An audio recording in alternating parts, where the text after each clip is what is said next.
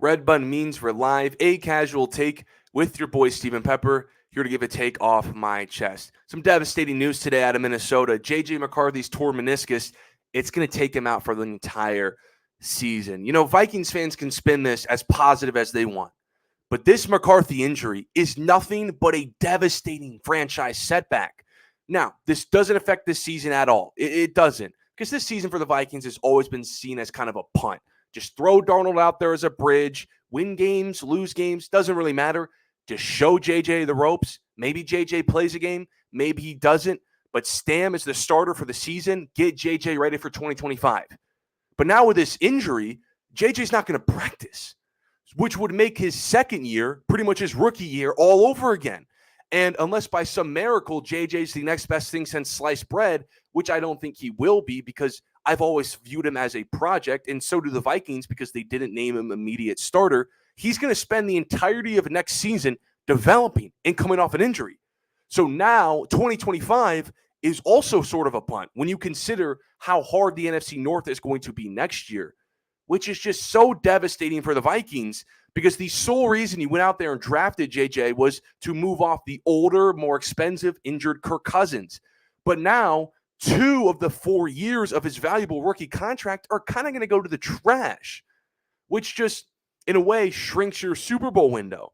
Because as we all know, one of the most valuable contracts in the NFL is that quarterback on a rookie deal.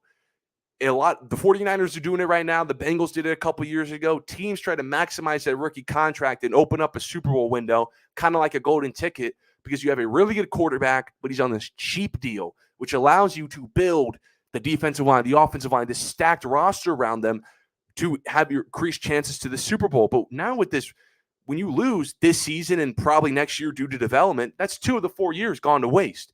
So you're going to be asking JJ McCarthy to speed up his development, because you're already paying Justin Jefferson $35 million a year, the most money by a non-quarterback in NFL history. Jordan Addison, who unfortunately has an ankle injury today, you hope that's also not major, because the sky would be falling if so. He's a key piece to your offensive ceiling. He's a year older as far as NFL experience than JJ. He's going to be due a year before JJ. So you got some people to pay when you think about JJ McCarthy down the line. Now, as far as the surgery goes, I think it was the right decision. You don't want to rush this guy back, because, again, he wasn't going to start this year. It was going to be the Sam Darnold show for JJ to sit back and relax. JJ wasn't going to have an influence on this season. But now his development is going to be on pause because he's not going to practice. You made the right move because you need him to be healthy. You don't want knees in sports are not a happy relationship. You need to take care of knees in sports. But surgery out for the year, he's not going to be in the field. He's going to be in the classroom. But without being on the field, he's not going to be getting those reps like an NFL quarterback. Patrick Mahomes sat a year. Jordan Love sat multiple. Brady sat a year. Sitting's fine, but those guys practiced. JJ's not going to practice, so it puts his development on pause, which ideally you wouldn't want when you throw him into the fire in 2025 and an extremely tough NFC North, which it will be in 2025. Because when you think about the North, Caleb Williams will be coming off his rookie season. He'll have that out the way, an advantage over JJ McCarthy.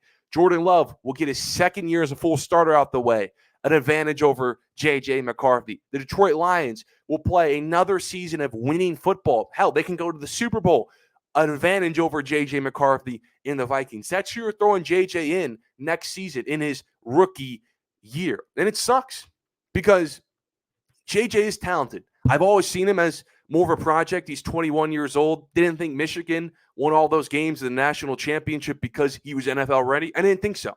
Thought he had some raw talent, but he needed a year or two to sit. And so do the Vikings. That's why Sam Darnold has gotten all but 2 of the first team snaps in training camp. But you can't not fall in love with what he did in the preseason game showing off his arm. You wanted to be excited for that, to keep working on this year, and then boom, you're off the races in 2025. But now with a season-ending injury, he's not going to practice. The Vikings are behind schedule. The franchise is behind schedule a year because they were just going to use this year as the rookie, get all the development, get all the rookie stuff out the way. And by 2025, we're ready to start winning some football games, maximize that rookie contract.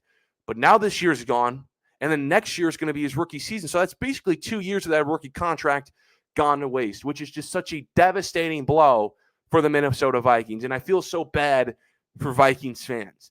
But I appreciate everyone for tuning in to this episode of A Casual Take. Follow all my social medias to stay updated on all things related to the show. Some Casual Takes is the handle on everything. And until next time, see you.